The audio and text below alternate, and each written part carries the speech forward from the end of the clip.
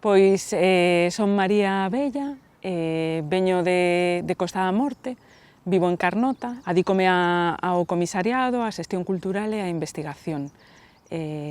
Traballo dun xeito situado no territorio, veño tamén de mesturar o pensamento, os proxectos culturais e tamén o activismo cara o que está a acontecer no lugar onde vivo, no? Vinculado coa cultura e tamén co medio ambiente. Bueno, pois o proxecto, o nome co que o propuxen, chamase Amor ao Territorio. Intenta analizar as transformacións que se están a dar, especialmente ou principalmente no rural, no ámbito, digamos, cultural, pero influído por plans económicos sociais, no? Como mudou o rural, sobre todo na época do franquismo, como unha primeira onda de transformación do rural, como unha especie como de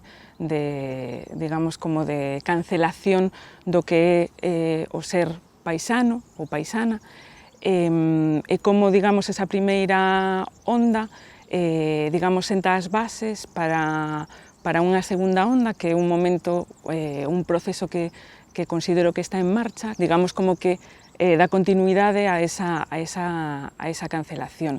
Vai moi enfocado a como se están construendo os emprendementos, digamos como fomento de proxectos moi economicistas que deixan, digamos, como fora as propias comunidades do lugar e un papel moi marxinal no que é o ámbito cultural, no?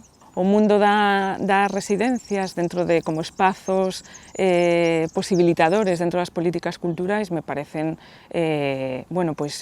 moi útiles, moi facilitador para nós poder traballar, pero tamén un espazo de relación moi interesante, no? Co resto de compañeiros e compañeiras, por todas os momentos de compartir, no? Que tamén as residencias están estructuradas para que tamén os haya, no? E logo o espazo acompaña moito, no? Sobre todo nesa necesidade de ter calma, no? En certo modo estar illado do resto das cousas que acontecen, no? É como un pouco unha pausa, no? Anúncianse en distintas canles, tanto na web da Deputación como